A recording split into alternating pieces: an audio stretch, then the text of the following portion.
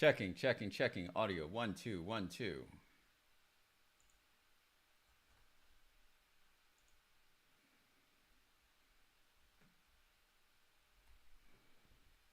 Hard to refresh on Facebook. I have Facebook.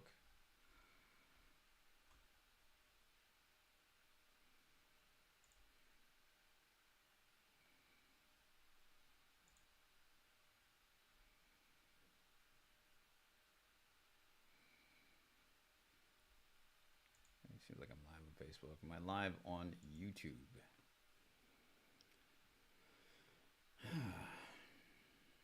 Yeah, it seems so. Seems so.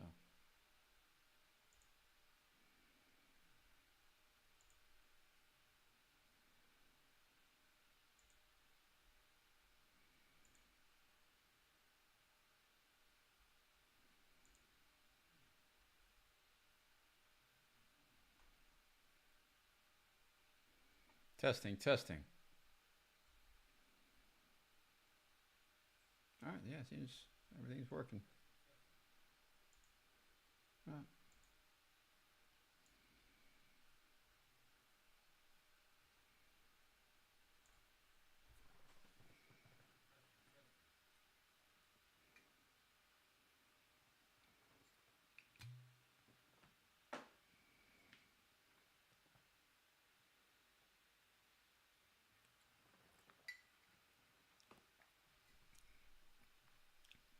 See what we got here.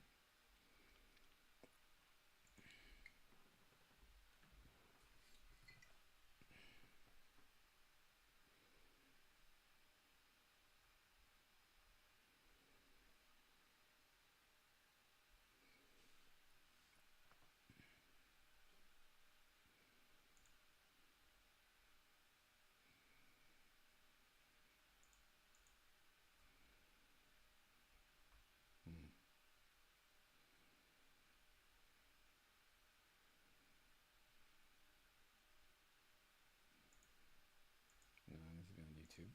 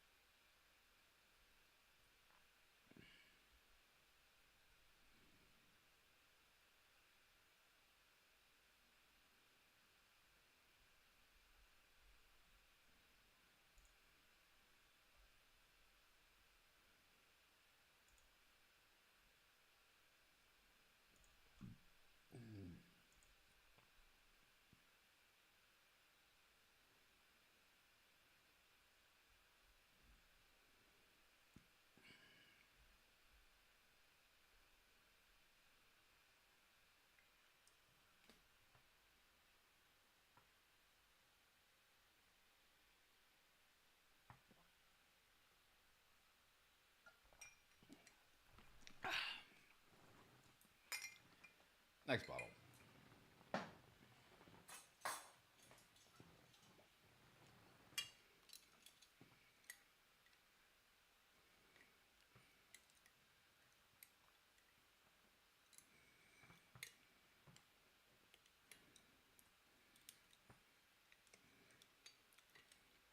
By the way, it's not as much as it seems. That bottle is already half drank through. I don't drink every day. I don't. I almost never drink to get drunk. Even when I do, it's in a very planned, controlled way.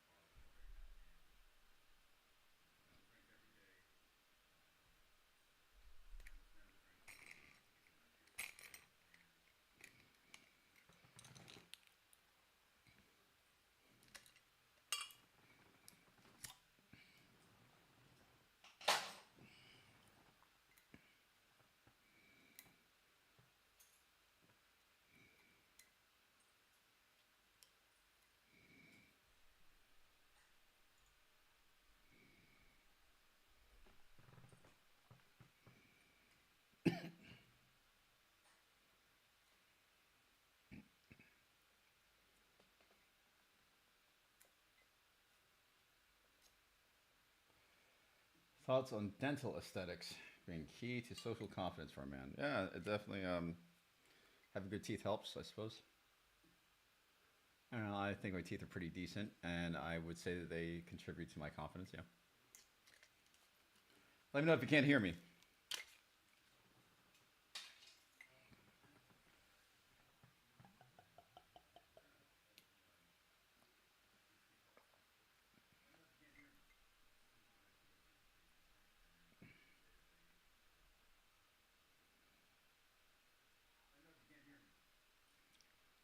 Dental comp. Yeah.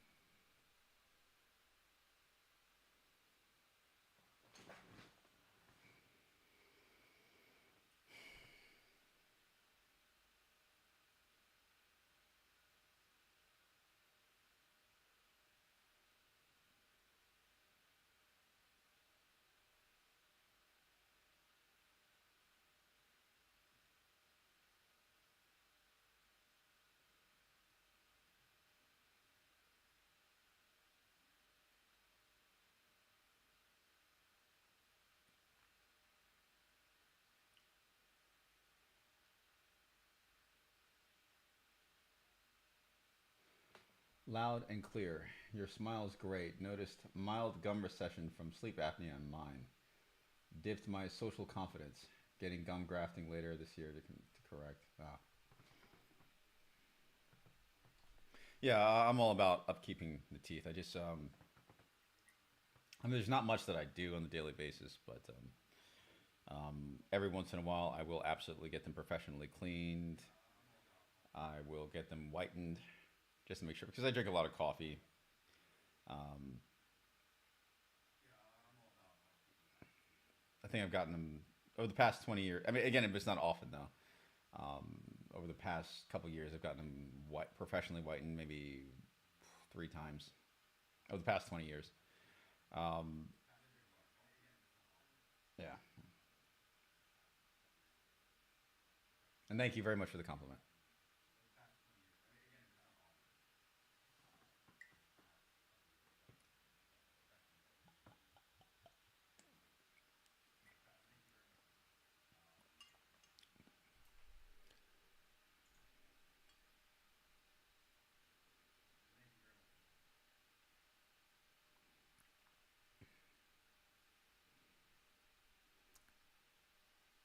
Yeah.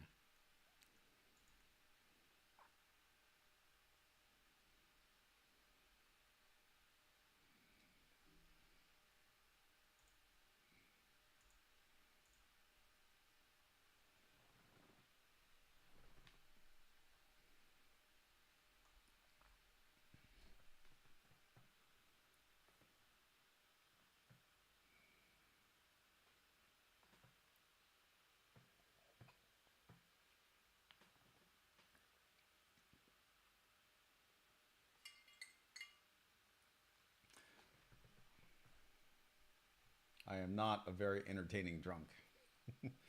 Not that I'm drunk right now at all, but I mean, even when I know if I drink close to all of this whole thing, which I've already drunk half of this, right? So this was already half filled before I started the live stream. I drank a little bit of it at it, maybe a glass, maximum two every night at dinner, maximum two. Never to get drunk. I only usually drink beyond two glasses for special occasions. This is one of them. Memorial Day is one of them. Um, because I'm a dad, and even when I do drink that much, it's almost always when the children are asleep or occupied with something that my wife and I planned ahead of time. So I would let my wife know ahead of time, like, hey, I plan to get drunk today, or I plan to get, so let's ahead so that we can organize my children never actually seeing me inebriated. And one or two glasses a night at dinner, especially if it's red wine, it's actually healthy for you. And actually, I don't even drink one or two glasses a night at dinner either. Like, just it's maybe once every 2 to 3 days.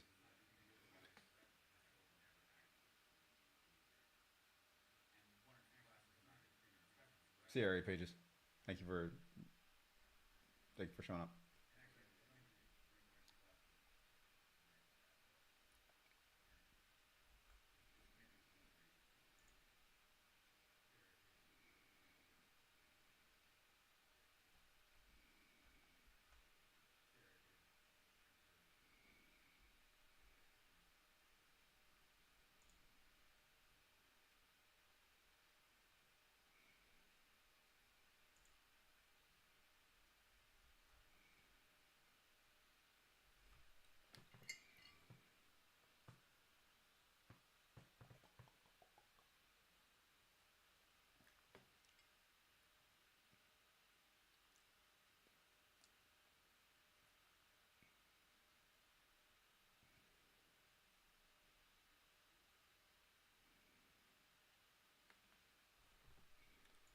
What's going on here?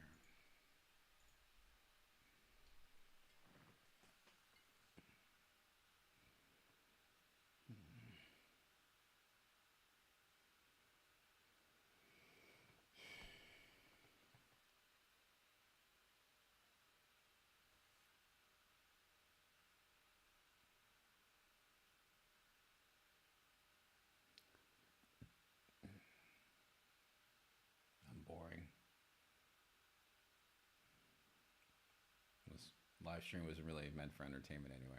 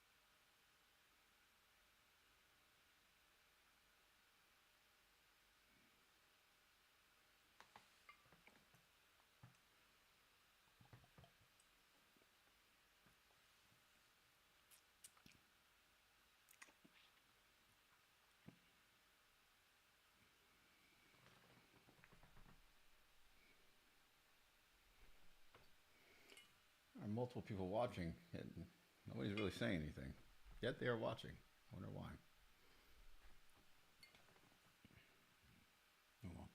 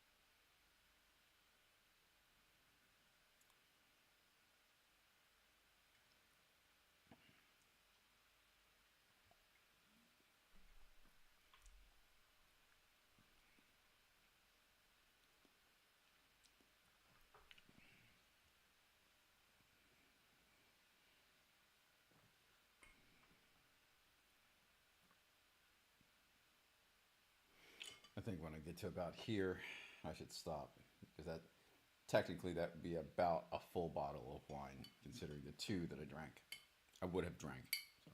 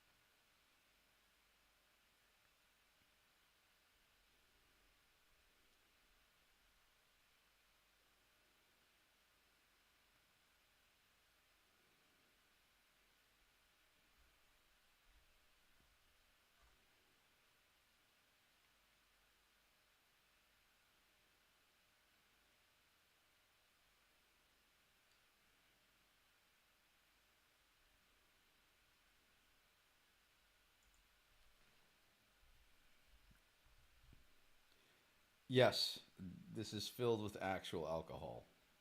Yes, it is. No, if I seem very self-controlled, if I don't seem drunk, it's just because I have a very high amount of self-discipline. Do not let the dreadlocks fool you. No, this is real.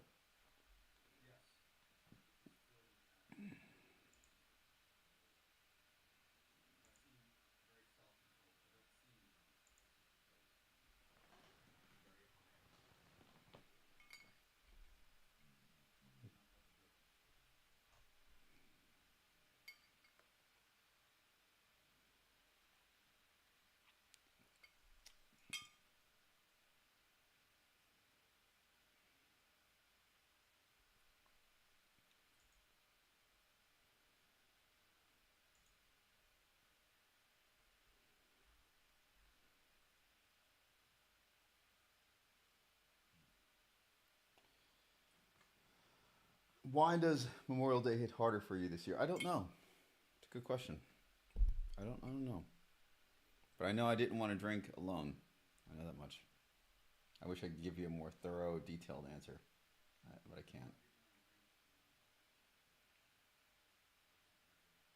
can't. It might be because I'm getting older. I have fewer defenses against repressed memories. I don't know.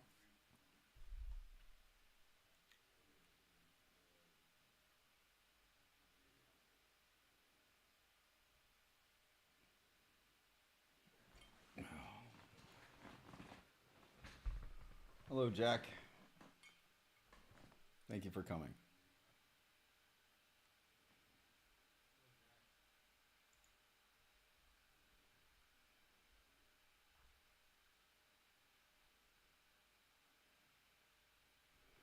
Maybe I'll adjust the camera so I can lay back, but still be, yeah, I think it's a little better.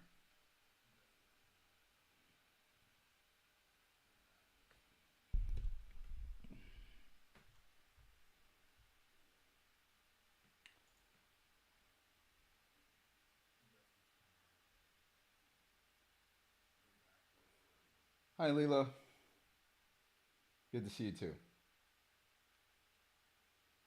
Yeah, yeah, yeah. I don't know what it is. I don't. Usually, I am rock solid, as though nothing affects me. But no, at the same time, I know when I need to extend a hand and admit help. Right now, at the moment, I shouldn't be drinking alone. And of course, I have my family here, absolutely. So I'm not actually here alone. But like, there's only so much my wife can help me with certain things.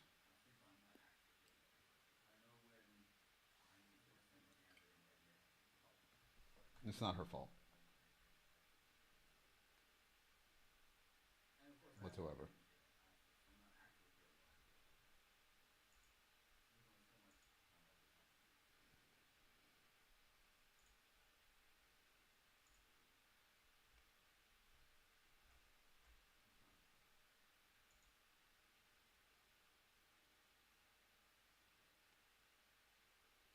Thanks, Jack. I appreciate it. Well, another cheers to getting this far. Thank you, Jack. I don't know you, but I appreciate it. Thank you.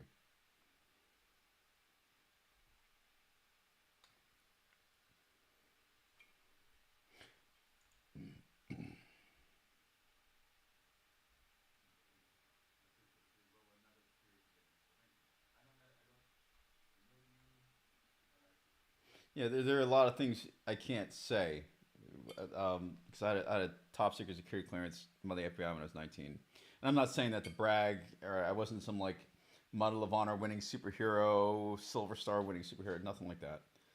Right, but I played my part, and I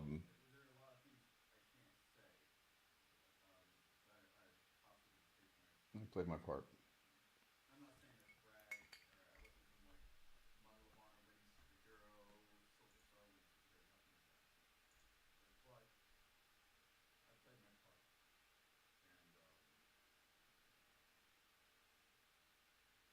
Thank you, Jack. That's really kind of you. You don't say much.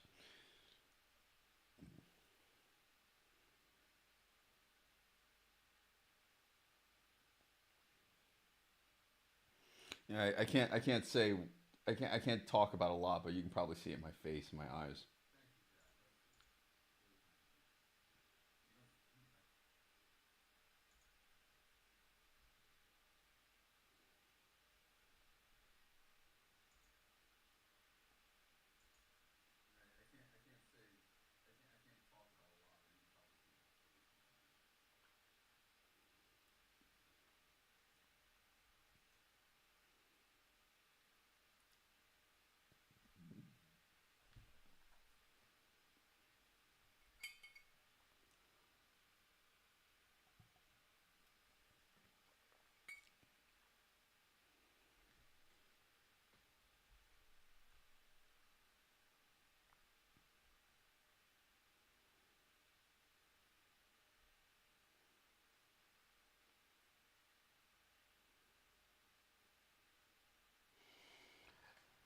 Jack says, I remember getting rejected from the military back in 2005. I got the rank of Eagle Scout to begin my military years. And I always admired um, Eagle Scout. I actually had a mentor in high school. His name is Bill Plew. He's actually a major YouTuber right now. He's Fighting Cowboy. Uh, his name's Fighting Cowboy on YouTube. He's got like over 1 million followers. He was my mentor in high school. Um, he got Eagle Scout for what I remember, and I admired him. Looked up to everything he did. So I have a mad respect for it. You got a 93 on the practice habit. Cool, man. Cool. That's what I got. So you're well, during that time period, you only needed a 60 to become a nuclear engineer. So you and I mutually got the same score. I got a 93. I got an 87, I think, at one point, but I also got a 93 later in Bahrain. Um, and I think that had to do. I think the difference in score, because that's almost a full standard deviation in IQ. I think the difference is improvements to my health. That's probably the difference in my functional IQ score for the military. So if you're getting a 93, I mean, congratulations. I don't know why'd you get rejected from the military? If you're getting a fucking 93 for an ASVAB score, you got the same score as I did. You only at the time you only needed a 60 to be a nuclear engineer. So the ASVAB scores now are different than what they were then. So if anybody's watching this and you're saying, oh, let me type in 93 IQ 93 ASVAB score, you're not going to get the same rating.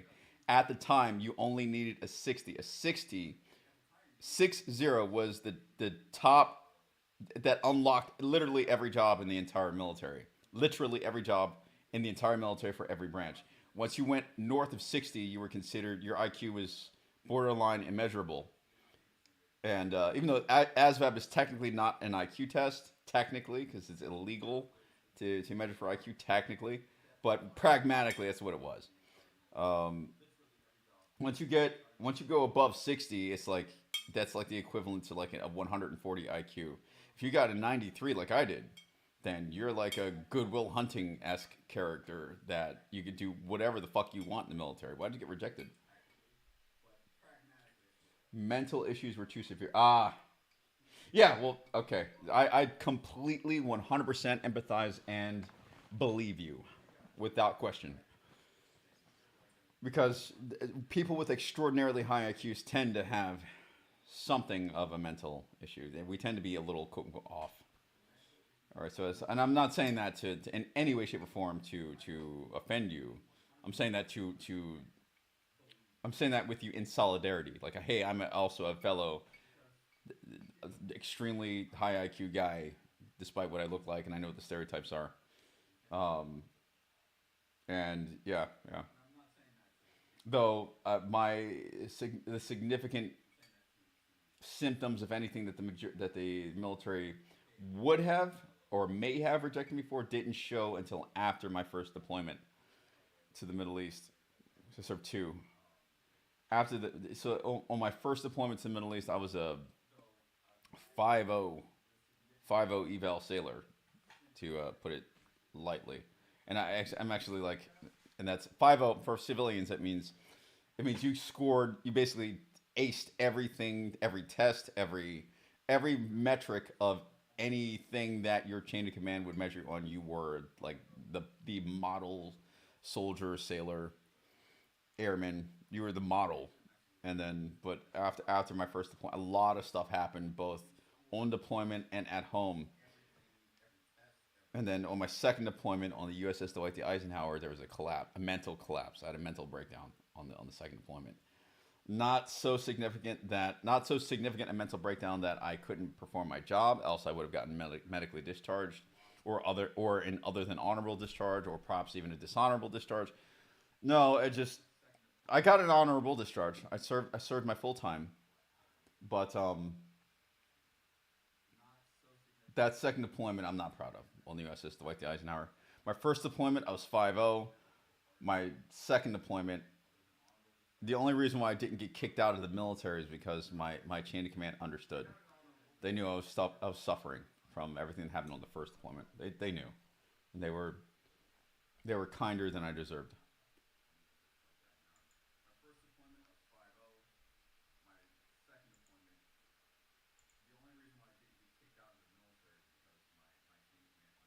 Thank you, Jack.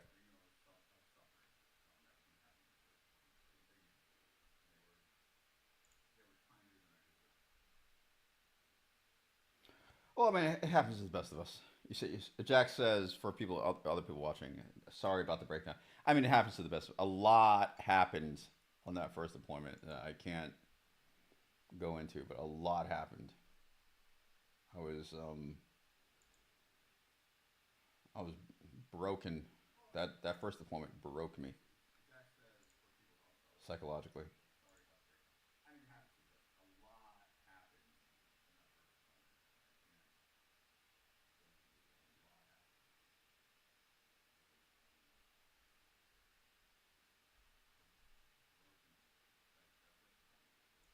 Leela says it is wild how it can all feel like it just happened over and over. Our nervous systems are intense. Yeah, yeah, for sure, for sure, for sure.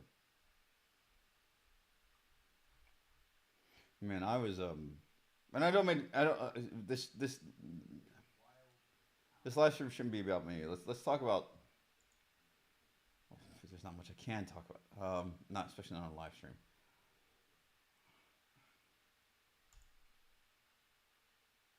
There's one guy I can talk about. His name is Charles Finley. Family man. He was. Speaking in past tense. He was a really good guy. Really good guy. And we had a falling out at the end. He was a really good friend of mine, but I had issues of my own that were not, again, had nothing to do with him. He did nothing. He'd never hurt me in any way, shape, or form. He got fed up with my shit. Um, as a veteran, from veteran to veteran, my own mental issues, and he let he lent me his book, War and Peace. When we were on the Ike, the USS Dwight Eisenhower is an aircraft carrier. You we like the setups and the berthings for civilians watching this live stream or video, even after I'm done. Your berthing is the military term for your bunk area where everybody sleeps. So there was this one point where like some dudes had their racks just fucking cool. Like by cool I mean like even I did it to a point. Like I had a PlayStation 2, I think it was. I had a PlayStation 2 and a detachable screen, a flip screen, almost like a flip phone that I attached to my PlayStation 2. And because you can't have like a big screen in birthing, right? So I had this flippable, detachable screen, this monitor to my PlayStation 2. And I would play my well, sometimes I was in the top bunk, sometimes I was lower bunk. But whenever I was in the lower bunk, I would hang clothes and or sheets from one of my sheets from the top bunk, and so I would create this enclave where like you would have to go into the bunk, like it's like I almost turn my bottom bunk into a tent, and I would play my PlayStation 2 in this tent like redesign or renovation of my bottom bunk, and it was really cool. And I had like a section for games and stuff. But anyway, like I was saying, in the birthing, we modified it in some cool ways. Not everybody did, but some bunks were pretty cool. People who had the creativity, the willpower, the willingness to take the risk of being written up for EMIs or anything like that. Or by EMIs, I mean extra military instruction. EMI is an acronym for extra military instruction. It's like the military equivalent to a detention in high school. And I got a ton of those, right? I got a ton of those, plus a DRB, a disciplinary review board, at least one DRB. Like I was like a Bart Simpson, a Bart Simpson character. High school never ends, right? But I'm saying that with a smile, but it was dumb. I didn't. I could have been a better sailor. But my point is, I digress. Alcohol is making me digress. Finley, he had a book collection in his bunk. And in this book collection, he had War and Peace. Long ass book. He had the full War and Peace. And he lent it to me. And then we got into these long discussions about communism and civilizations, and we bonded because we were both very intellectual dudes. I believe in the Navy he was called an ET. His rate, I think, it was like an electrical engineer. Uh, and we would get into these long, extended conversations about civilization that you can even see in how I speak today.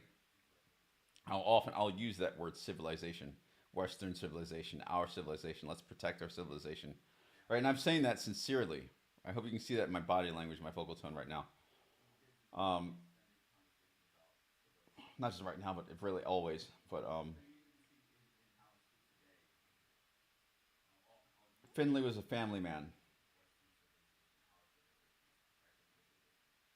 who was cool headed, level headed, and I was this brash, arrogant, needlessly risk taking asshole. Not to him. We were, like I said, we were friends for until the very end, right before he died, or before he got killed.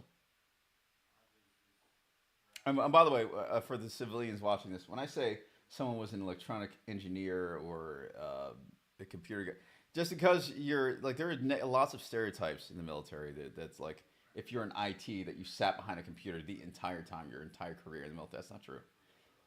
Like if you're an electronic engineers, ITs, these people they deploy in all different kinds of situations. All it means is that you went to, well, at least in my case, I went to Pensacola, Florida for what's called ITA school, and it just means that you were formally educated in top secret satellite communications. That's all it is. But understand that can apply to a lot of different scenarios.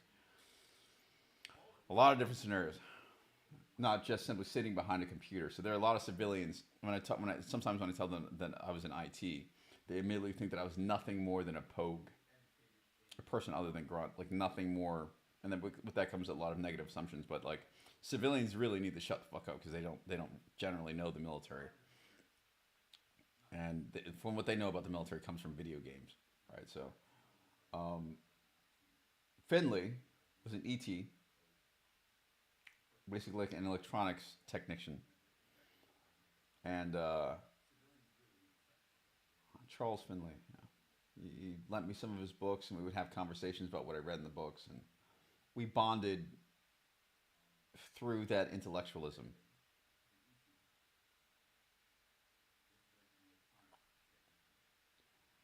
And what he disliked most about me, at least I think, is how my ego at the time would lead me to do stupid things. Like I said, I got a lot of EMIs and at least one DRB, if my research correctly. I was like,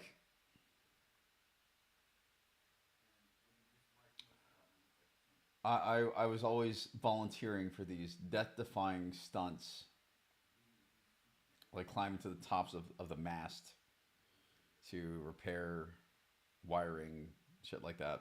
Shit that had high mort. I would always be that guy who would volunteer for high mortality stuff, or let's like especially my first deployment. Like there was one time I was serving on the emergency response team.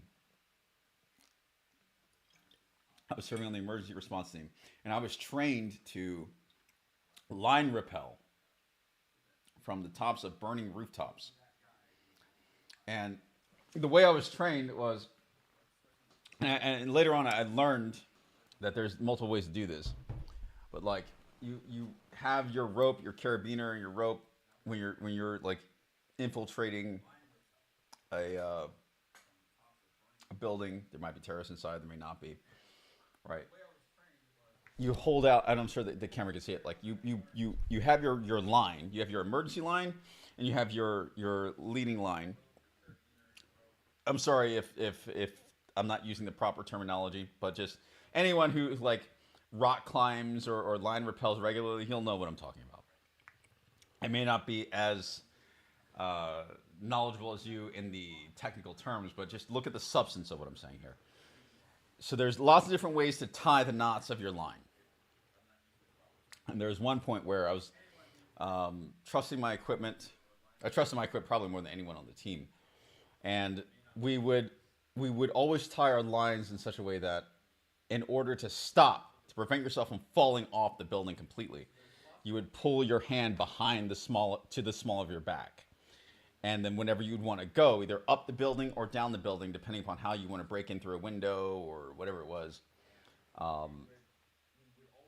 you would hold out your arm like this with the line in your hand. So you'd have the line in your hand, you'd hold it out like this. So I was so eager to die that I would always be that guy. I was always that guy who would pull some Metal Gear Solid level stunts, like even if it got me into trouble, like the level of the sheer quantity of EMIs that I received were just ridiculous. Like I would backflip. Seriously, I would like backflip. And I'm not saying this to brag. I'm saying this to there's a moral point to what I'm saying here. Why I wasn't actually that good of a veteran. Um, I would always do some action movie level stunt during either training or something else, and it served its purpose. Sure, I was effective at what I did, but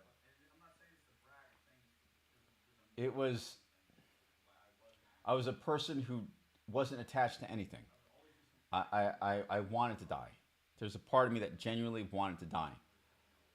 Whereas people like Charles Finley didn't. They had attachments. They had families. That they were legitimately noble dudes who truly knew the meaning of sacrifice. That perhaps I know now. Perhaps I know the meaning of sacrifice now, but I didn't then. And I would do these death-defying stunts at key times.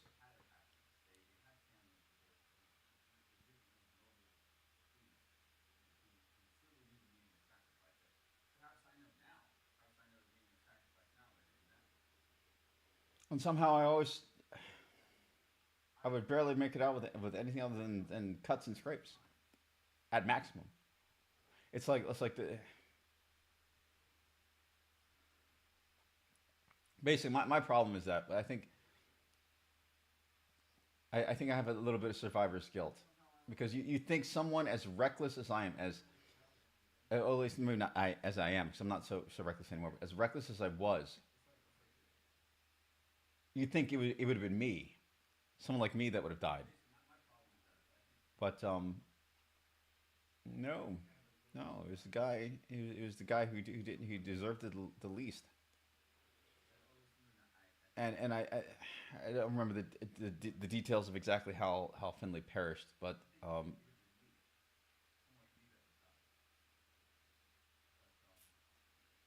think it was during a storm. Good dude, good dude. We had a falling out toward the end right before he died, but like I would have never,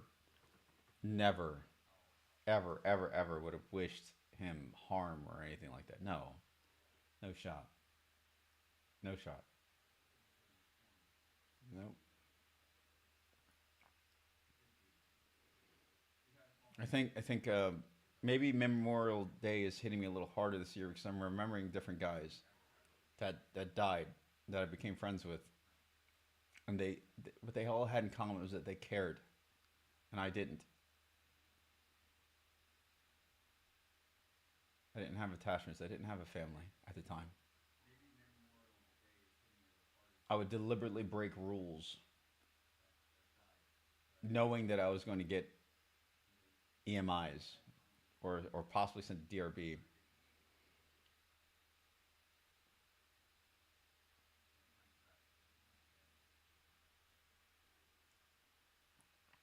Yeah, I don't deserve to be here. Part of me feels. I mean, I spoke a little too quickly. I'm sorry. I'm a little drunk.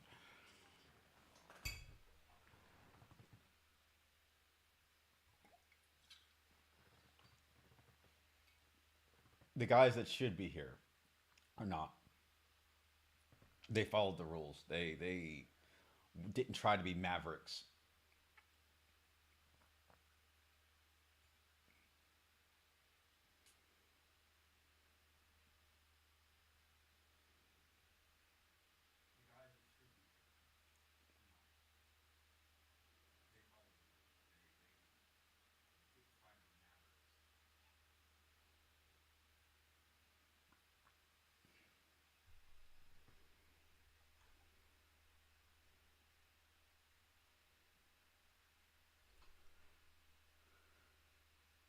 Larry says, "Long, my man, long time no see. Long time no see.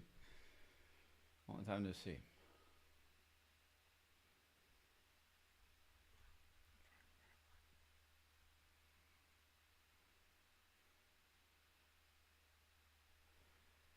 Okay.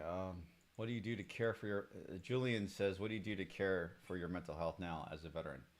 I would say I would take a holistic approach. And one, admitting when I need help. I think, and a lot of people say that's probably the hardest part. But and that's why I'm on live stream now. It's not for attention. Well, I mean, technically, it's for attention, but like not in the narcissistic way. Technically, I'm on live stream for a good reason because there is. I'm in Europe, and they don't. I mean, they have their own respective days for memorial, but it's not the American one. So I'm seeing a whole bunch of reminders in my feed from American veteran pages, and I'd have no other Americans around me at the moment, right? So I admit that right now at the moment I'm in a dark spot. Don't worry, I'm not a danger to myself or others.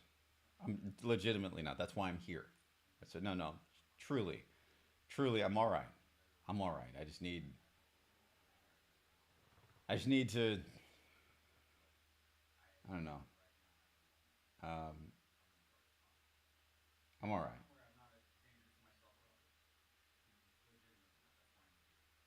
No, I just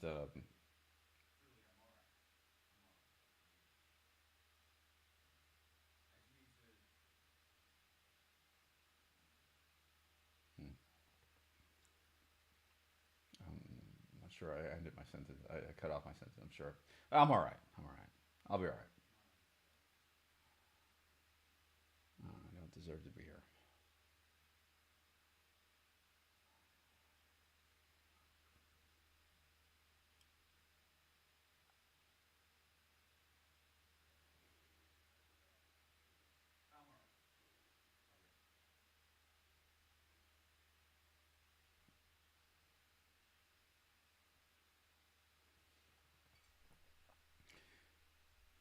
Let's see here.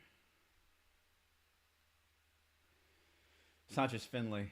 Leela says, "Thank you for honoring Finley today. The life you are living now is what he wanted for you, I'm sure." Yeah, Finley was a rock solid dude.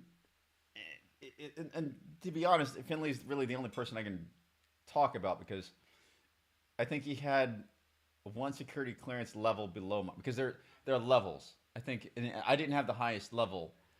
I think there's one above top secret actually, and I think Finley had one below mine. When the way he died was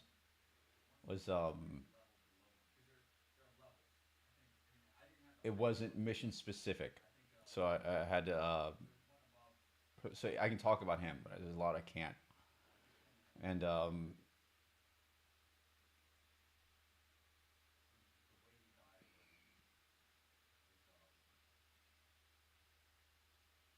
He's all right. He's all right. I think what gets me the most is that I did a lot of it. I mean, just I carried myself. It's like I've written about it in my post before. It's called Doc Holliday syndrome. And I got that term from pop culture, but it had poignant, relevant reasoning. Doc Holliday syndrome pertaining to Doc Holliday is a character from history, an actual real person from the shootout of Wyatt Earp. You may recognize that Western name. Both Wyatt Earp and Doc Holliday were characters in the movie Tombstone. And Doc Holliday, and it's based on a true story, true Western story. And Doc Holliday knew that he was already dead, pertaining to his, I think, what was tuberculosis, and he just didn't he wasn't like a particularly good gunfighter or anything like that. As a matter of fact, he was a doctor. I think that's why they called him Doc Holliday. I mean, if I don't get every detail right, don't crucify me, please. But in general, he did death-defying stunts and somehow ended up on top because of how much he was just connected to the concept of his own death. He's just let go and he stopped caring.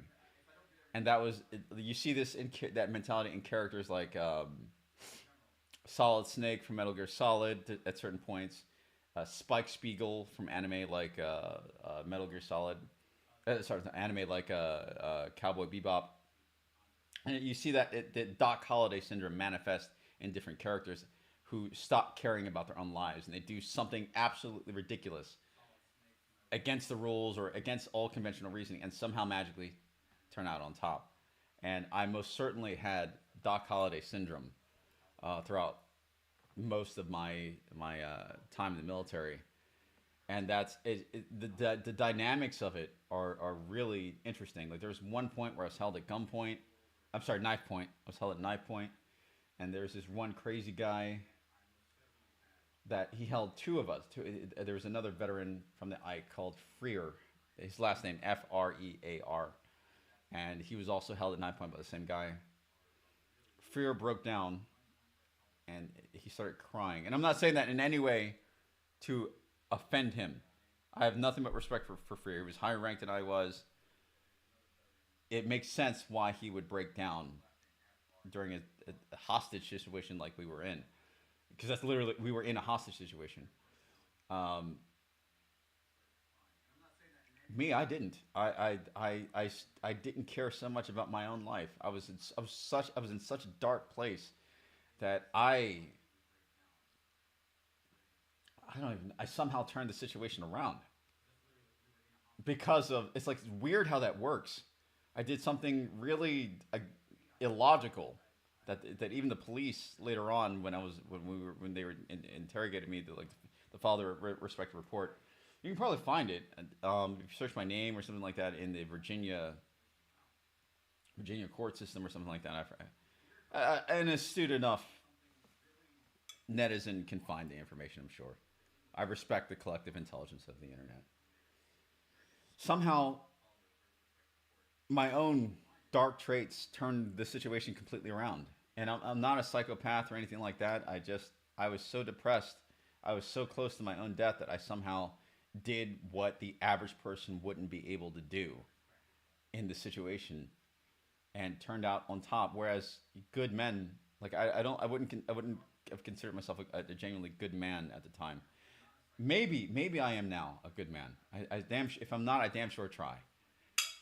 I genuinely feel my heart try, but like there were legitimately good men that did not make it. They're not alive today, and it was due to the weird, ironic psychology and fateful aspects of the guy who has attachments hesitates or crumbles, whereas the guy who has nothing to lose, or at least truly believes that he has nothing to lose and doesn't value his own life, behaves in such a way before death that death favors him for some reason.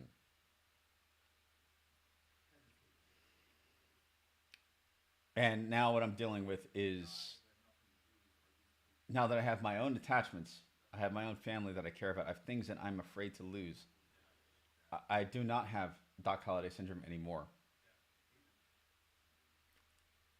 At least I don't think so. But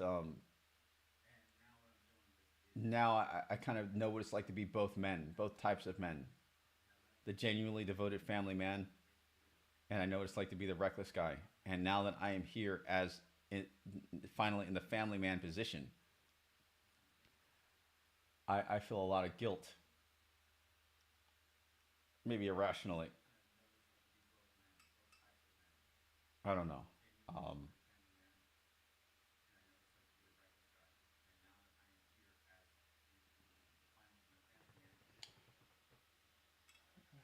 I don't know. I just don't think that the guys you think should make it don't. That's why I feel weird when people thank me for my service. It's like you don't. I was not some hero. I really wasn't. Um, Dan says, not a combat vet myself, Mike, but my late father was a NAM vet.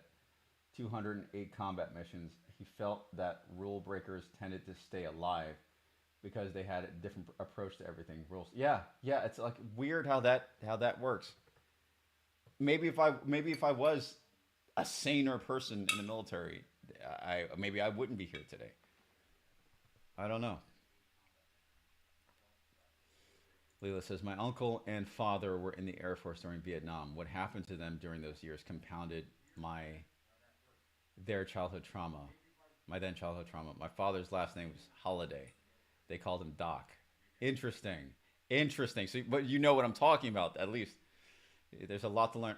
Jack says there's a lot to learn from our own guilt and shame. Guilt is typically healthy. Yeah, I think Jack, in alignment with that, I think my self-reflective ability and the genuine guilt, the survivor's guilt that I have, I think, and I can't self-assess, but I think that disqualifies me as an actual psychopath. But at the time, if you had seen me in the moment, you'd think that you a few screws were loose. If you had seen me in the moment, if you were there during a lot of these incidents, like there was one time where I was face to face with a Somalian pirate. You would just think that that there was something wrong with me. You would just think that if you were there.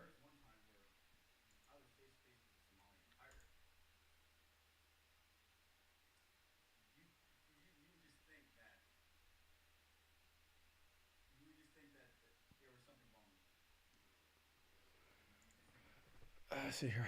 Julian says, would you say the world of war is like another plane of existence, almost like the universe follows different rules, where behavior that the universe rewards is punished in war and vice versa? No, I would not say that it's like a different plane of existence. I would say that it is humanity at its realist. As counterintuitive, I would say this is the fake world. But maybe that's my part of my psychological damage. I would say that during high intensity situations, there is a breakdown of civilizational psychology, and you see who everyone really is.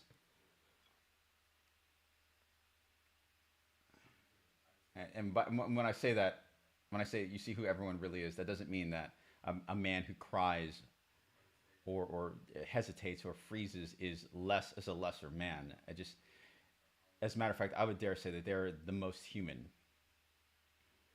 I would say that monsters come in many forms. I've written that in a pre Facebook post. Right, so I'm saying this to compliment them. I would say that people like Finley were truly human, whereas people like me, we come with baggage from childhood. We come with a lot of other unrelated damage that turned us into having these dark sides to us. That thankfully, and it's actually part of the reason why I'm so obsessed with Jungian psychology and why I reference the Jungian shadow so much. It's like what it showed me was what war or deployment showed me so much was what I'm truly capable of. And um, I think part of me feels less than human. I feel lesser than people like Finley, lesser than the guys who had families and they followed rules. I don't feel like I don't. It's not like some egotistical, narcissistic feeling like, oh, I'm superior and they were weak because they cried or they hesitated. No, they hesitated because they were human, like fully human. Whereas I didn't hesitate where I needed when and where I needed to hesitate. Well, when and where a rational human would have hesitated because of how damaged I was, which is why I write the way that I do. It's a constant daily meditative practice of containing what that is. I don't know. I'm kind of I'm somewhat rambling. I'm sorry. There's not none of this is planned.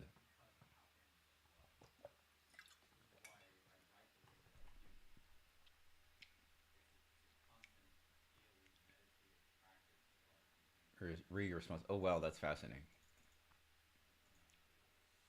Yeah, yeah, I think Julia. Yes, I think it's actually the other way around. You see what people are truly like during. As a matter of fact, even speakers like Martin Luther King said the same thing. Like you're. I paraphrase, and that you're not truly.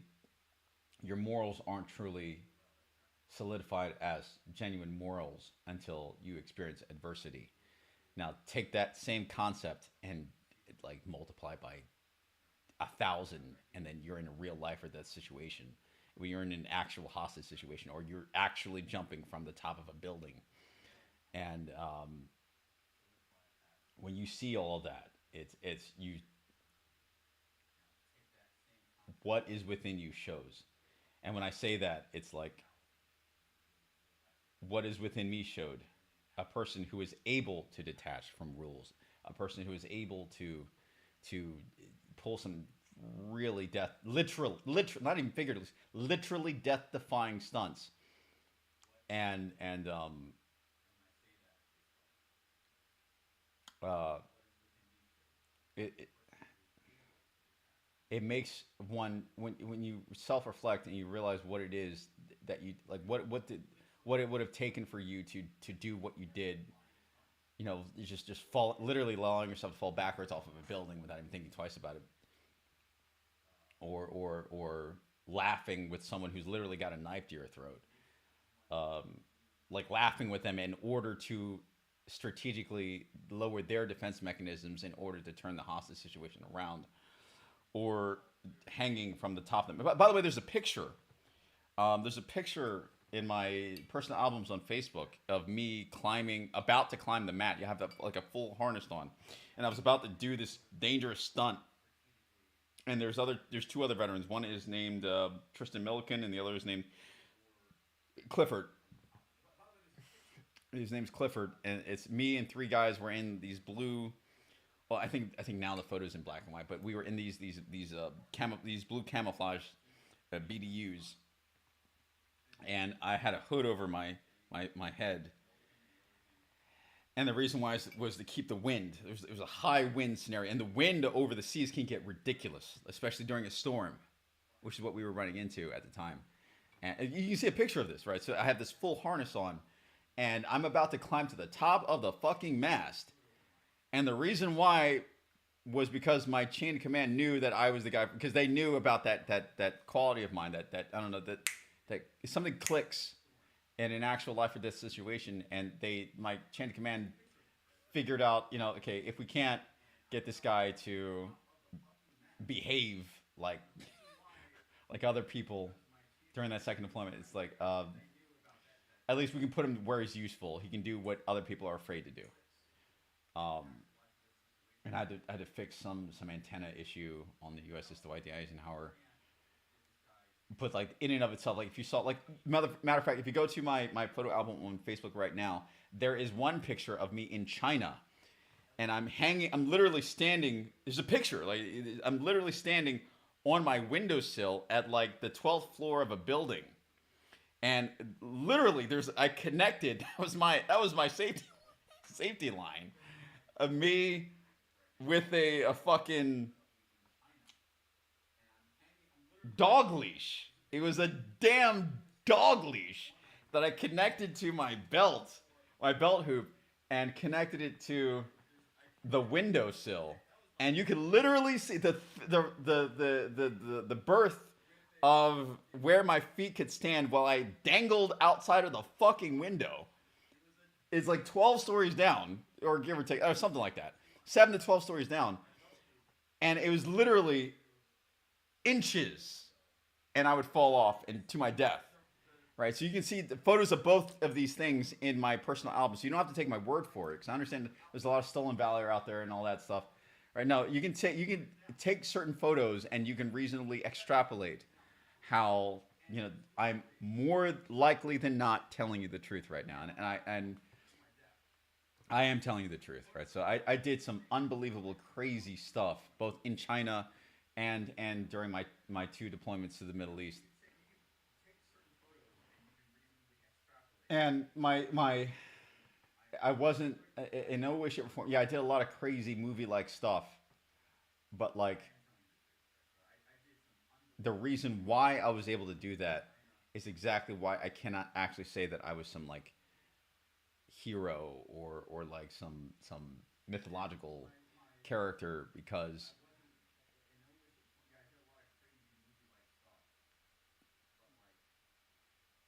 a real hero would be someone like Finley. He paid the real thanks someone like him for his service.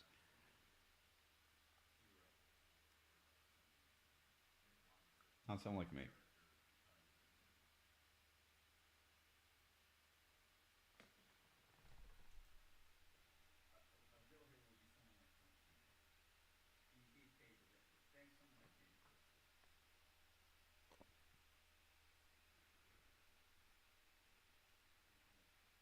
The value of human life plays its part in your. Yes, absolutely. Yes, I absolutely value human life. I'm damaged, not evil, and I think that's exactly why my chain of command kept. Like when they could have absolutely kicked me out of the military for certain certain orders I disobeyed. When they could have absolutely, I think deep down they saw a good person who just went through a lot of shit in his childhood, and they understood how I would apply my dark traits to greater goods, and they had compassion for that when they didn't have to. So there's absolutely a part of, I'd say a bigger part of me than not, that absolutely values human life, feels genuine remorse, has attachments, feels fear. It's just there's a switch that clicks with certain triggers, and when that switch is flipped, I can do certain things that would just seem absolutely insane to the average person.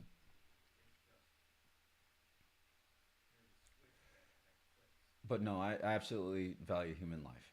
I value all life. As a matter of fact, that's why if you look in the China photos, you'll see me like rescuing animals and like giving milk to dogs and things like that. Is because that's I knew there's a certain level of metacognition that I've attained, and that I know that I have scars.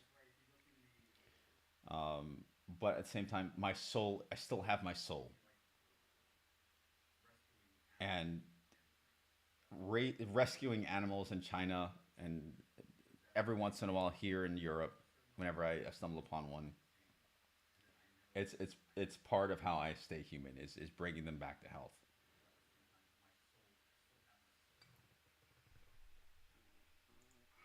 Okay, Julian says, do you think seeing parts of yourself in the theater of war that remain otherwise concealed in the civilian world help you to see or predict what those levels of other people look like even outside of war? Absolutely, 100%.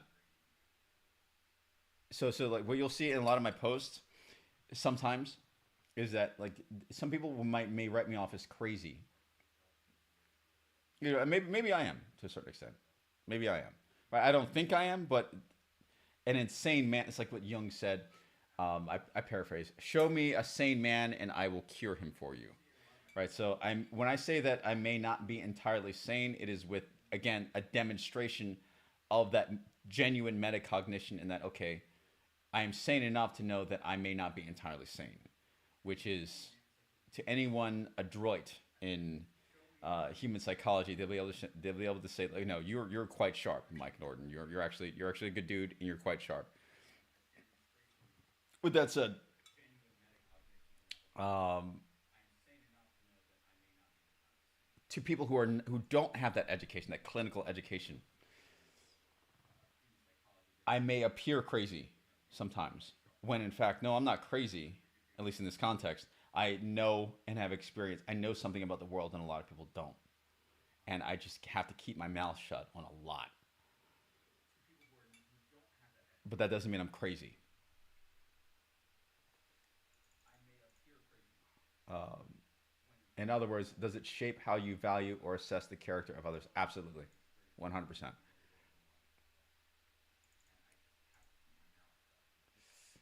Julian says, "No, I believe you. I'm not a veteran, but I come from a military family, so I have a sense of how far out it can get." Jack says, "I definitely sense that you value life way up high." Lila, I can't click on that link unless I think that might interrupt something in my browser, which could disrupt the stream. Maybe not, but I'll definitely go back and check the link that you posted later. Let's see what's going on here. I think the hero archetype came out in you, so in a way you can say you're a hero. I mean, thank you, Larry, but like, I have to remember that my ego is my worst enemy, and I do. I can logically, I can rationally see where you have a point, and I don't mean to sit here and wallow in self pity, right? That's also a weak thing to do. Yet at the same time, it's like,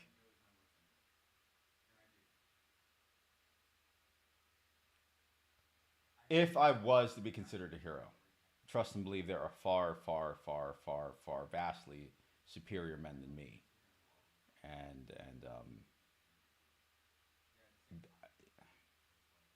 there are far better men than me. Off to work. Dan says, off to work. Hope you're okay, Mike, and that you get some personal clearance with this. Thank you very much, Dan. Thank you, Dan.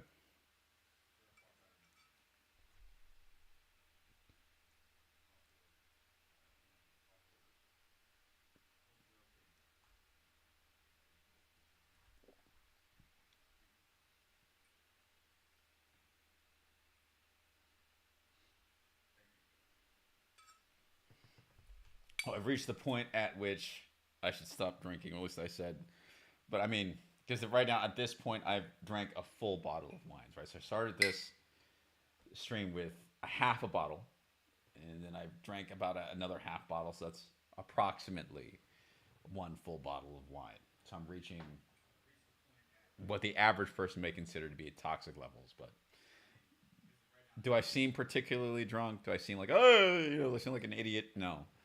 I genuinely do have quite a bit of self discipline and metacognitive control.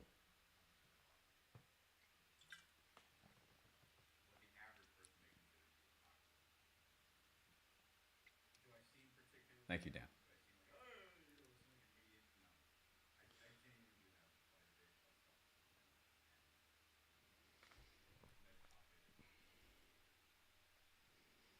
Ah, Leela says it's a link to the photo you mentioned if others want to check it out. Right. Thank you, Leela. That adds credibility to what I'm saying because I understand that I'm not warranted any level of respect or charity. I'm not used to being given a certain level of charity. Thank you.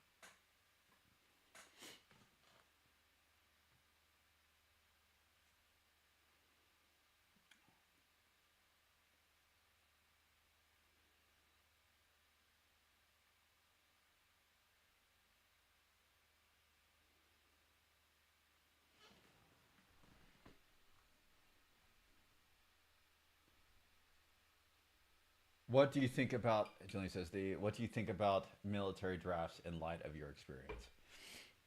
Hmm.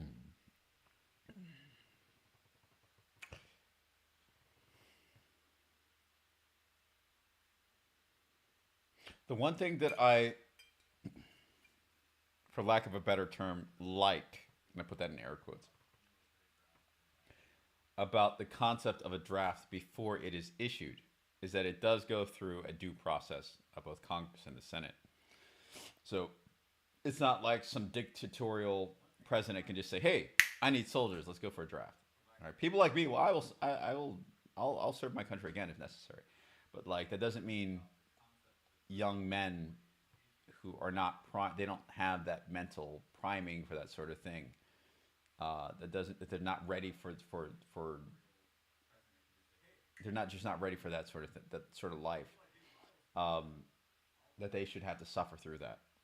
So there's one thing about that in the abstract, and that is while drafts are horrible, I do have enough faith, not a whole lot of faith, but enough faith in the system that if there is another draft, it wouldn't get passed without a good fucking reason. Pardon my French. So, you know, yeah.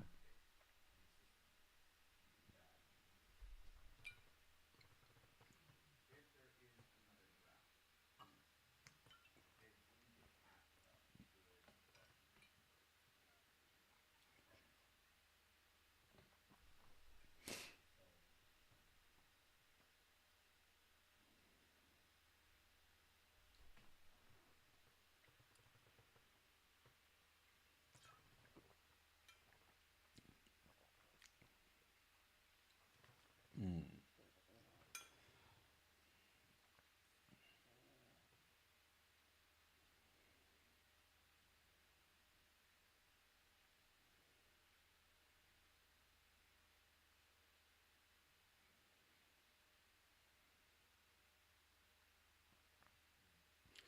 How you are, Leela says, how you are right now is why I started following you over a decade ago. High levels of vulnerability and authenticity are so rare. I'm glad to know you. The stream is lacking for me. Sorry for the delay. Well, I don't know what to say to that other than to thank you. Thank you very much, Leela.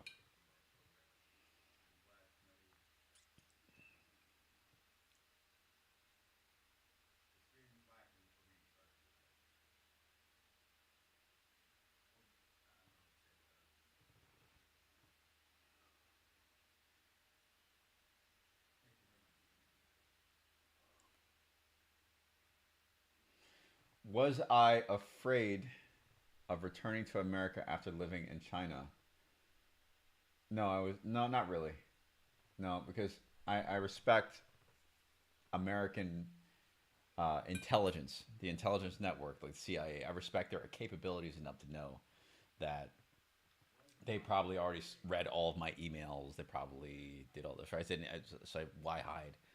Um, so I knew that I had done nothing wrong pertaining to like I didn't betray my country or anything like that. And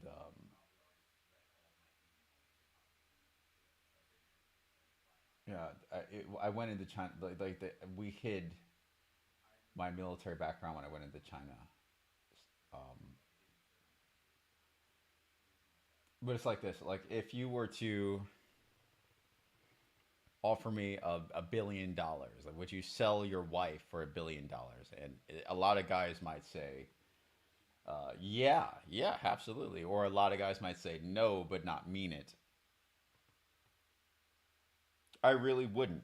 I know I sound crazy, but excuse me, I legitimately would not. Fuck, I'm drunk as hell right now. I legitimately would not sell my wife for $1 billion. And if we look at the home in the abstract as a microcosm of civilization itself. If I wouldn't sell my wife for $1 billion or $1 trillion, you just can't put a price on my wife. If I wouldn't sell it my wife for $1 billion, then I wouldn't sell it my country.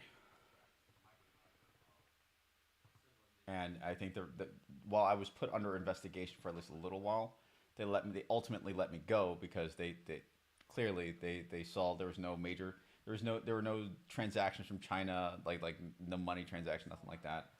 Um, and the email history proves like no, I was no,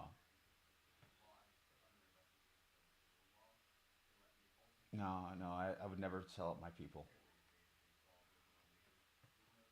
If I would sell my wife for $1 billion or $1 trillion, I wouldn't sell it my people.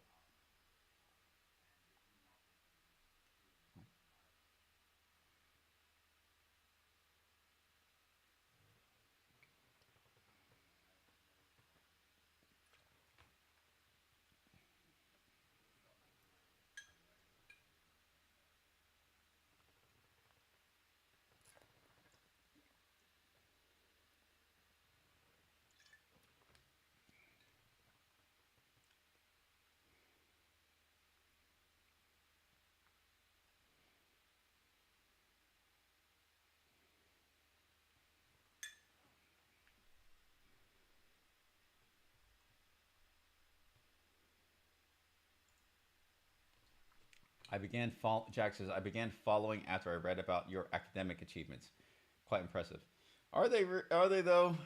Are my academic achievements really impressive though? I mean, I'm just speaking factually when I say that I'm just speaking factually when I say that my IQ is above 150. Right. And I do speak multiple languages, but like my grades were actually in high school were terrible, and a lot of that had to do with the tumult of my respective environment, neglect, lack of nutrition, sorry, I'm drunk, lack of nourishment, inhibiting my motivation, psychological damage from uh, lack of father, typical single father,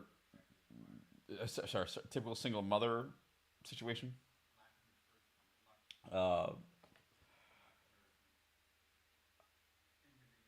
my academic achievements, I would say, are not actually not that impressive. At least not in my opinion. What is impressive though? What may be impressive is somehow I got accepted into multiple Ivy League schools or Russell Group schools, despite the fact that my grades were so shit. So the interviewers that of each school's designated officers of matriculation would analyze me within a split second. Say, no, this guy is clearly he's got the aptitude. He's got the talent to join our elite school despite his harrowing origins. Um, but I alone wouldn't. I mean, I wouldn't brag about what I have been able to accomplish academically. I wouldn't. But thank you very much for the compliment. Julian says, "Why did you choose to settle down outside the U.S.?" Oh, because largely because my family is half Latvian. That's why. I mean, I could settle down in the U.S., but like I'm devoted to my family. I am devoted to my. Um, I rescued my again. Here's one of those things about my personality. The dark sides of my personality that I am ashamed of in one way, but if I don't know how I would perform without them.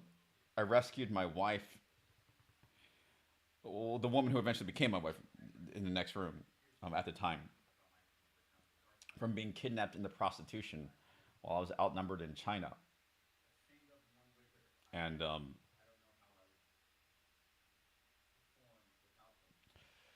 that same switch snapped. The same switch from the military clicked, and I was very strategic. I was very methodical. But I mean, that's a different story. I mean, I'm sure I've written it somewhere. I don't remember where. But when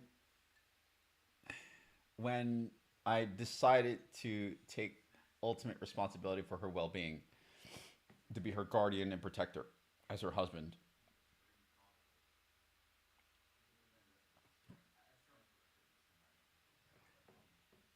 Policy with having her enter America, which is really fucked up. I mean, I could rant for hours about the American immigration policy. Fuck. They'll let illegal immigrants in and call them undocumented personnel, undocumented. But then my wife, who would have otherwise earned her citizenship, has to go through a ton of like a mountain of hoops to jump through in order to gain her citizenship, which she still hasn't earned yet. Even though the green card process, we're still pending with that. We have to do something this July about it, right? So we have to respond somehow. But the fact that she would be denied her citizenship, we'd have to go through all these extra hoops, and I know why. I think they're deliberately putting her through the ringer with her citizenship because they suspect her of being a honeypot agent, which she's not. But like there was one time they detained my wife at the airport. TSA detained my wife and interviewed her. Like I'm sorry, interrogated her. Um, and they told me like if she tells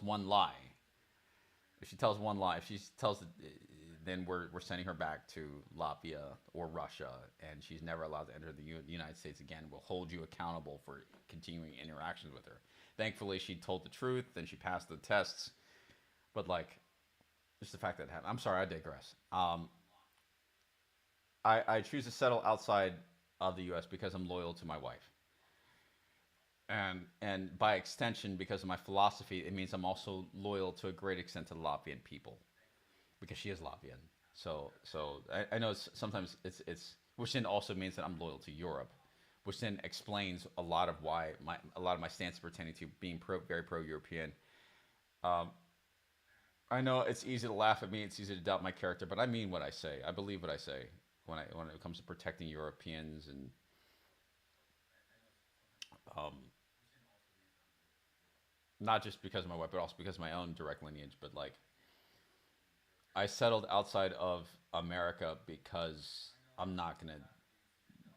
I'm ride or die with my wife. I'm ride or die with and through marriage. Europeans are my people by extent, both by blood and by marriage. They're my people. Some of them make fun of me, some of them doubt me, but like, no, I'm ride or die. So like, if my wife can't enter America, then like, I'm not gonna abandon her. That is not my mo. So like, I'm sorry, I'm not as articulate. I drank over a bottle of wine. I'm about to drink damn near 2 bottles of wine now. So like, I'm sorry if I'm not as articulate as I ordinarily would be, but um, no, I'm devoted to my people, and I include Europeans as my people. So like, I know there's a lot of tension, political tension. So I'm here, even if people insult me. I'm here to protect and serve them, even if they doubt me. And I'm willing to be insulted. I'm willing to go through. I'm willing to endure a lot, both in loyalty to my wife and the abstract of Latvians now being my people because they are. Even though I'm an outsider, I know I look different, but I love them with all my heart. I really do. Um, and it's my duty to do what I can to protect them, and I can't do that if I'm living in America. Right now, America is not in any major existential threat, whereas somewhere like Latvia is at least at a higher risk. And so I need to make sure that I do right by my wife. I do right by I guess, my people-in-law, and make sure that regardless of whatever anyone says about me, that at the end of my road, that I can look the gods in the eye and tell them I did right by my people despite doubt my character. I did right by my people. That's why I didn't settle outside the United States. But I mean, I still own land in Alaska, but like, I'll visit America, and at some point I may live again in America, without a doubt. But like, right now, I think where I can provide the most value is to Europeans, and they are to whom I am devoted. Jack says, I met you teaching yourself advanced topics. Well, thank you. But is that something really to be proud of? Perhaps the lack of waste of my potential? But like, I didn't choose my IQ. I didn't choose to be born a Eurasian Negroid, part of the Kalergi plan. I didn't choose that. What I can be proud of is how I use my biological advantage, my genetic advantages, to serve my people instead of destroy them. I am proud of that. But thank you very much. Julian says, since you view the home as a microcosm of a civilization, how do you view people mistreat or devalue family? Oh, they need to be dealt with, and how they need to be dealt with depends on the severity. It's a gradient, right? So it's not like a one all final solution. But like if you abuse your children, like you need to be dealt with. I want a case by case scenario. So like I'm a hardliner against people who abuse children, who abuse women.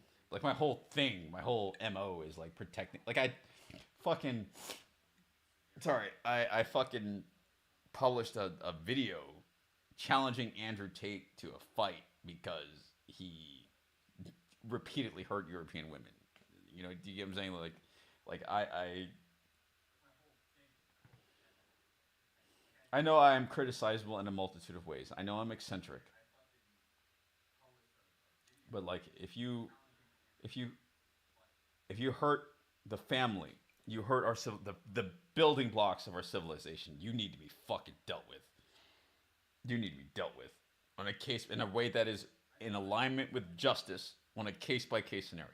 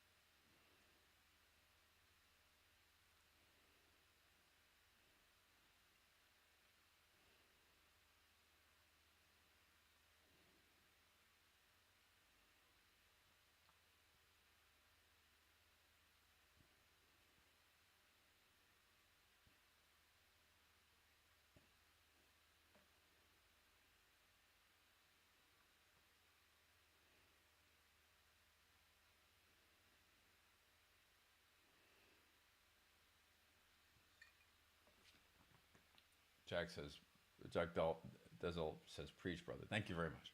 Thank you very much. This whole, you can see from the light, maybe I can see this. It's almost gone. Maybe I can show the light. So I almost drank this whole bottle. Only a little bit left. I'll finish this off.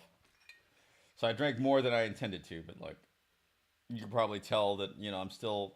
Well, obviously I am aware enough not to drive or anything like that. You see who I truly am. Like they say, you don't know someone truly until you drink with them or you fight them, or you fight them. You never truly know someone until you drink with them. And you never truly know someone until you fight them. Well, right now you're drinking with me. Um, and I drank. And remember, I'm a lightweight, so like a bottle and a half, like nearly two whole bottles of wine. It's like This is. I'm not. There's nothing about this is scripted. Nothing about this is scripted. So like,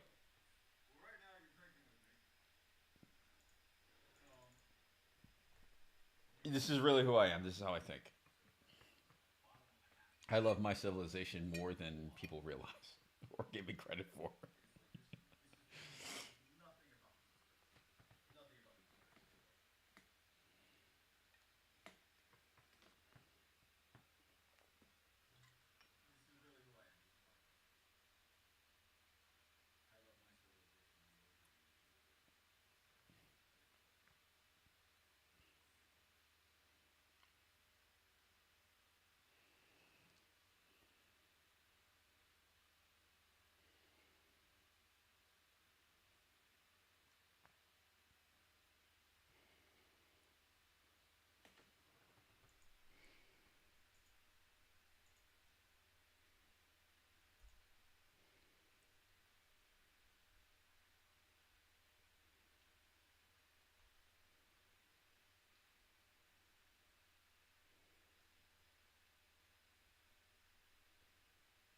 American Jealous says, I just got here and Mike's face looks like my brother's face today. Well, thank you. I think you should. I mean, if you're interested in, I spoke about a lot. So if you're interested in what I said, you might want to rewind the video. Uh, 'Cause I answered a lot of questions, both for Facebook and for YouTube. But thank you very much for coming, for spending any time with me at all. I am very, I highly appreciate you. Even though I don't know what you look like, I don't know who you are, I don't know what your real name is, but thank you very much for spending this time with me. I time is something you can't give back, and so the fact that you spent even 5 seconds with me, I really appreciate that from the bottom of my heart. I don't take people who give me even a morsel of attention for granted. Thank you very much.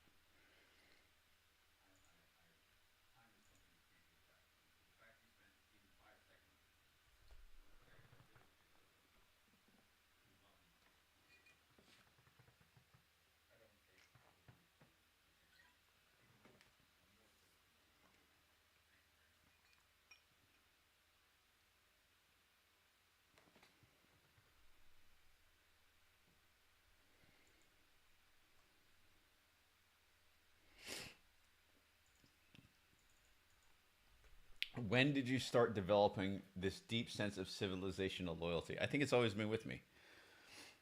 I think it started way back, like way back when I was like 4 years old, and my father got murdered because he was a drug dealer.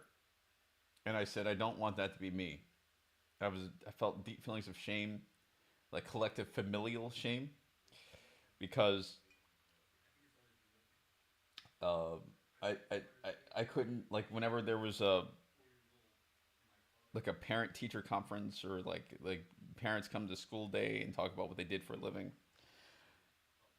I couldn't talk about my father. I would make lies about my father. I would say like, "Oh, my dad died. My dad died in like a dog fight when he was in his F-18 or fighter jet, or my dad is a Medal of Honor recipient, or some dumb shit like that, like that a 6 or 7 year old would make up.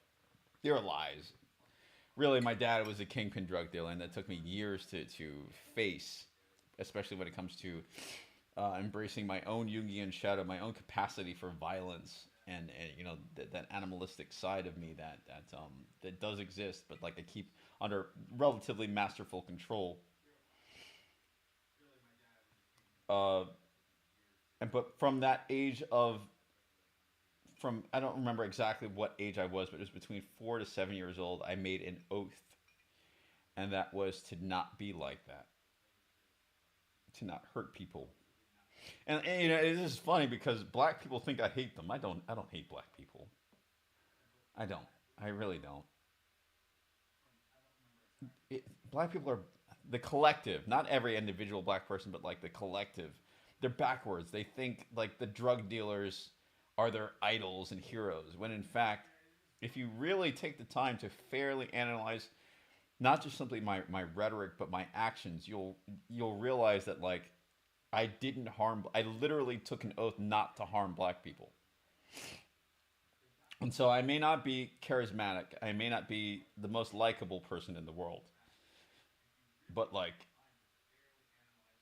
if you look at my level of honesty and how I have never actually harmed a black family the way my father has. I never sold drugs to any black family or anything like that. You'll realize that my oath to serve my civilization was also to be kind and compassionate to black people as well, despite the fact that I'm very pro-European and if you look at objectively, if you zoom out and observe my actual actions as well as the outcomes of my life, from a very young age, I didn't want to hurt people. So I made an oath before I understood the value of what an oath really was, especially when you look at like what an oath means in Norse culture, like the power of an oath and never breaking it.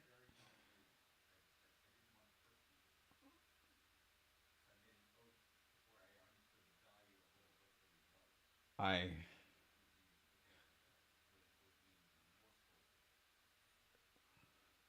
I think it started when I made that oath.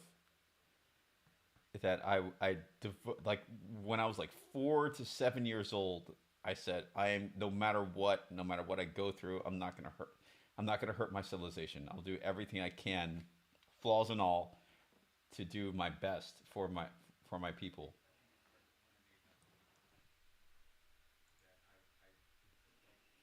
Even if I fall short sometimes.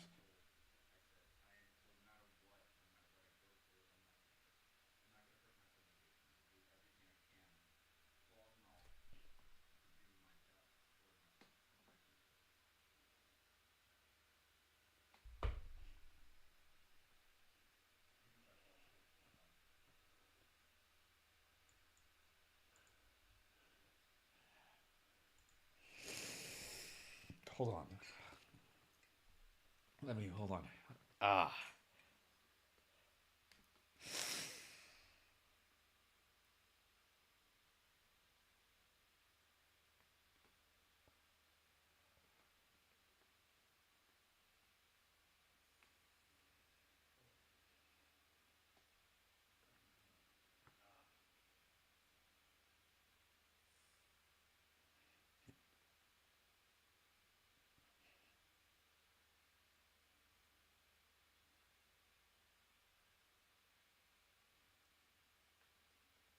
I'm all right. I'm all right. I'm all right. I'm all right.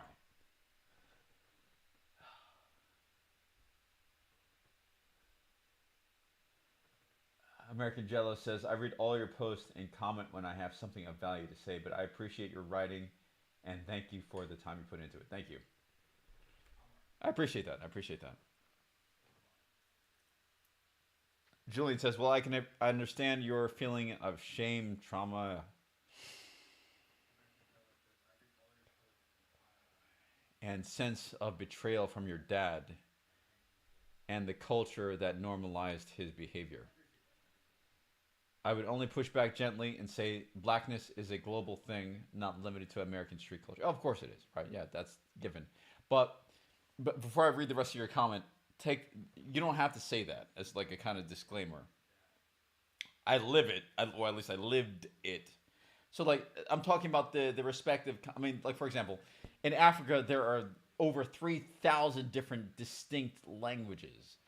So like obviously I know that we don't have to say like all black people are drug dealers. I know that, absolutely know that, right? But I'm speaking from where I come from, with full authenticity, and that's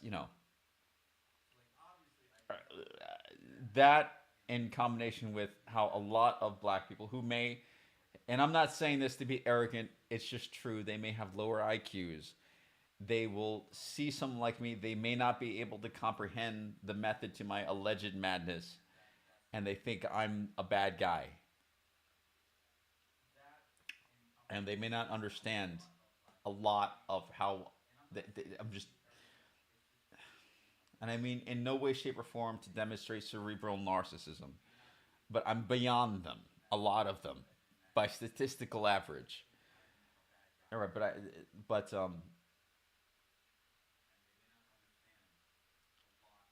I know that. I know that. All right, so the blackness is absolutely not limited to that one aspect that one slice of culture where I come from. No, I know that absolutely. My family is from the Caribbean and Latin America. My mom was a nurse, and my dad had a military career, then transitioned to become an Ivy League professor. There are many black cultures globally in America. Yeah, yeah, for sure, for sure. Right, I hear you though, and I'm not judging your perspective harshly. Yeah, no, no, no, right, yeah. Jack says you're a good man, Mike.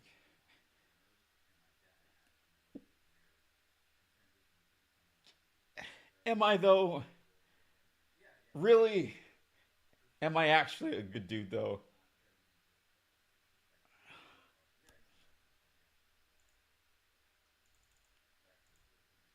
Julie says, and yeah, you have not hurt black families the way your dad did, and nor will I.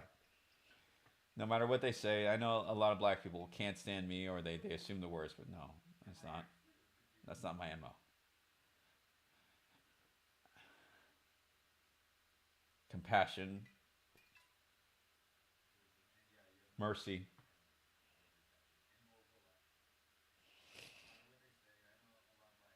I believe in these things. I know I don't seem like it, but I do.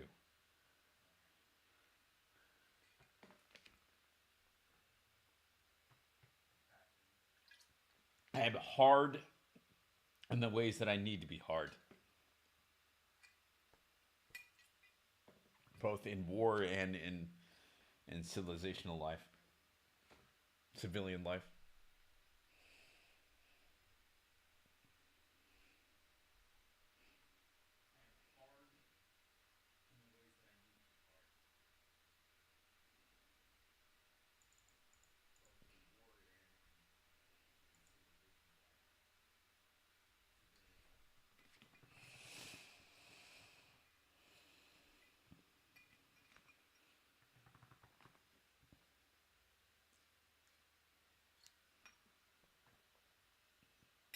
Almost done.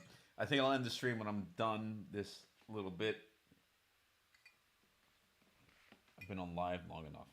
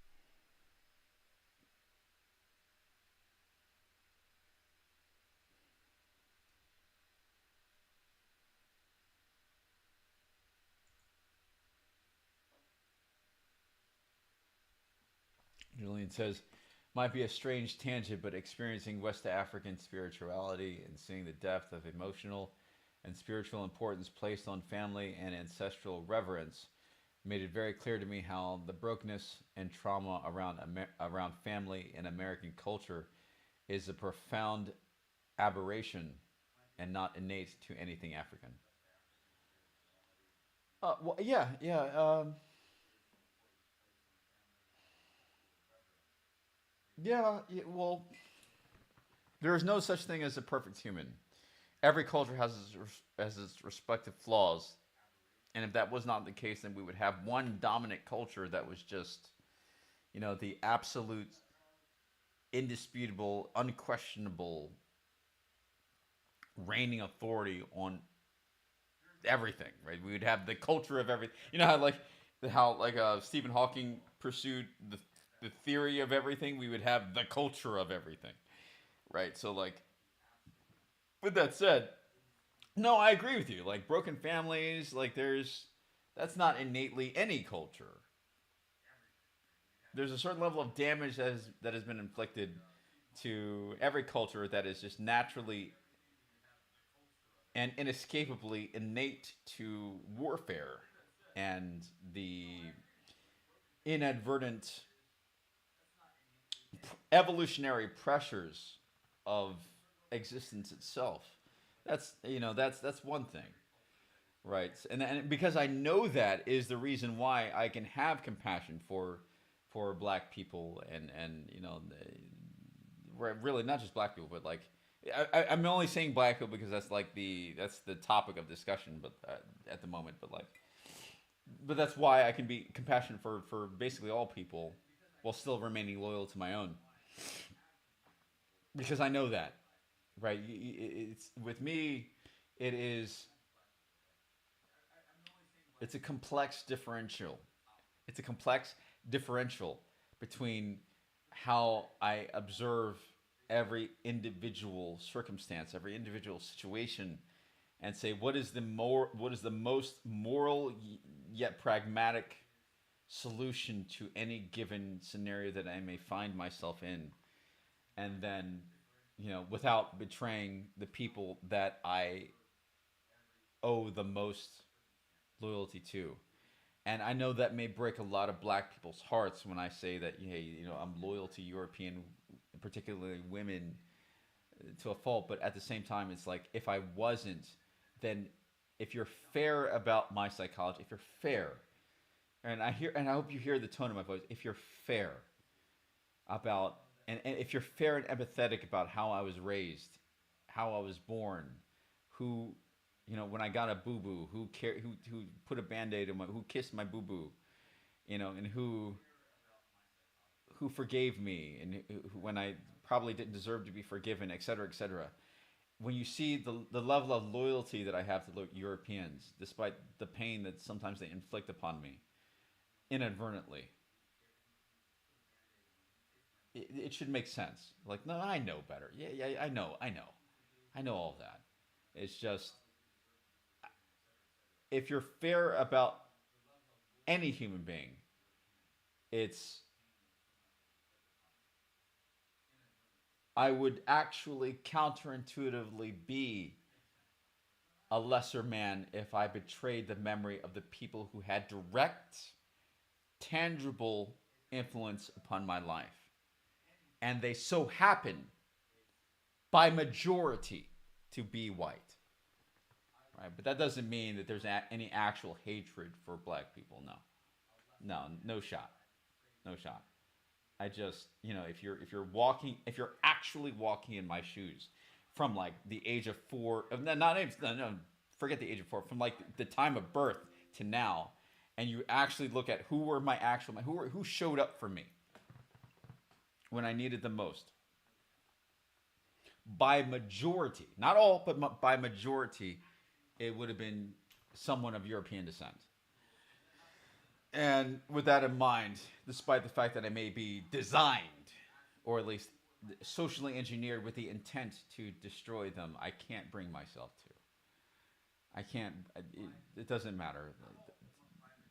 It's basic human decency to love the people who have shown love to you.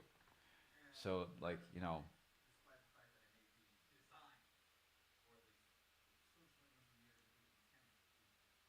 yeah,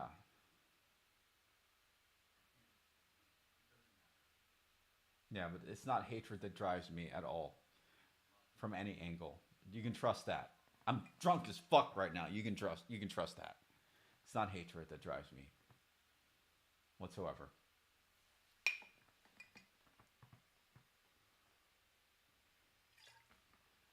I truly believe I'm just misunderstood in a lot of ways. And it takes patience, which I understand. In my own way, I empathetically understand that the majority of the world doesn't have. And why should they, for someone like me? Right? But like, for the people, for the few people who do have empathy for someone like me, who are willing to take an extra 30 seconds to question their own assumptions. Thank you. I thank them. And by that, I am much easier to understand as a character.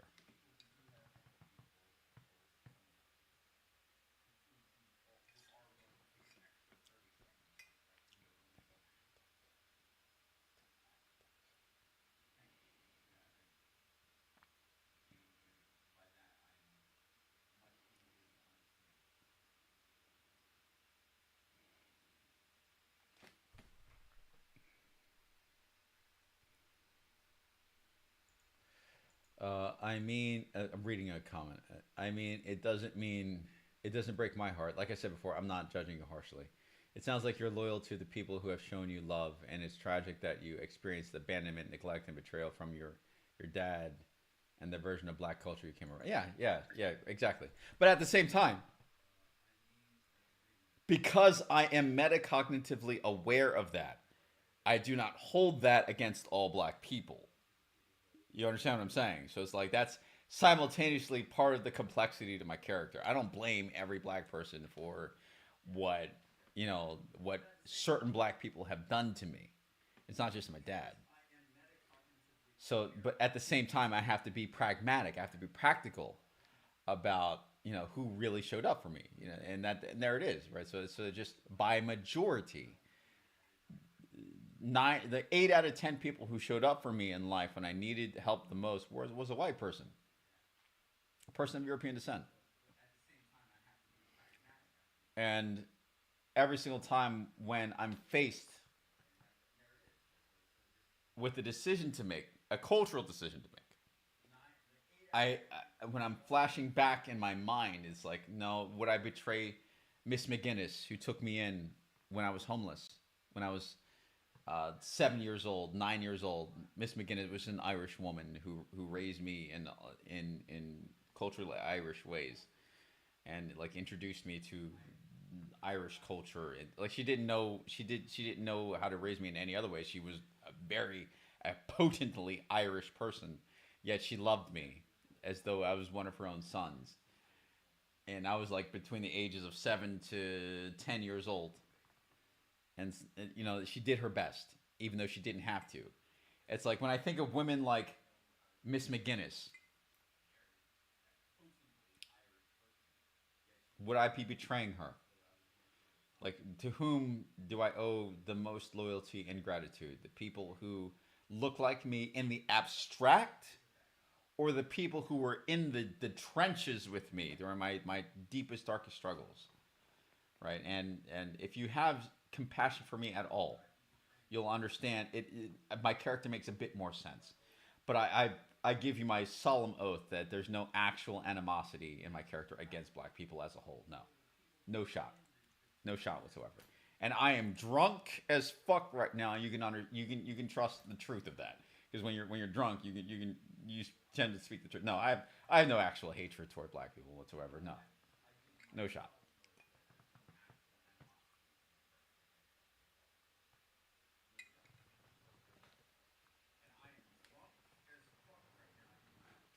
I'm just simply loyal to the people who deserve loyalty. I'm loyal to the people who showed up for me, as anyone should be, if that makes any sense. Well, so that's two empty bottles of wine. So I'm going to end the stream soon.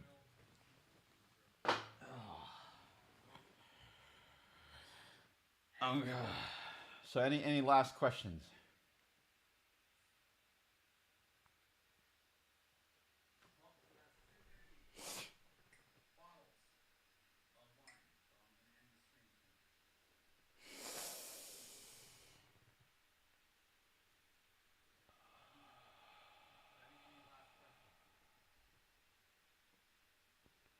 Leela says it is. I need to head out. It was good to spend time with you tonight. All my best to you and your sweet family. Thank you very much. All right, I know it's ill advised to get drunk on live stream, but like, I hope people see who I truly am. And I'm not an angry drunk. I'm not a violent drunk. I'm a misunderstood, lonely guy who has a really good heart and is loyal to the people who's loyal to him. That's it.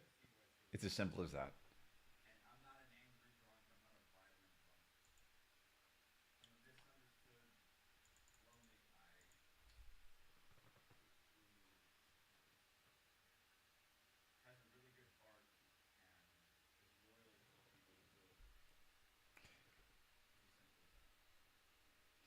Julian says, I get where you're coming from. Thanks for being vulnerable and sharing your experience and worldview. I see your value system fairly clearly. Jack says, thanks for sharing this with us, Mike. Thank you. Thank you for coming. You didn't have to. You didn't have to spend any time with me at all. And thank you for preventing me from drinking alone tonight. Thank you for. So I probably would have gone down a dark corridor tonight, and you guys prevented me from doing so.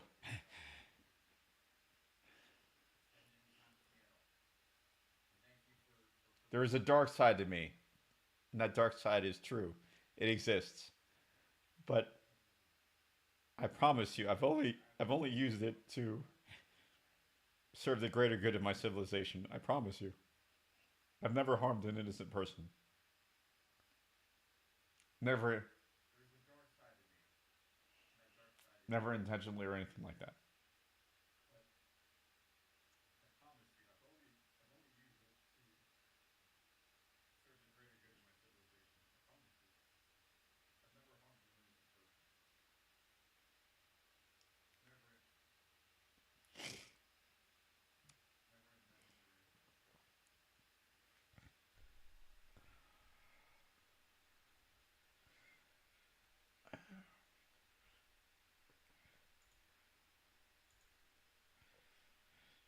All right, I'm probably gonna end the stream now.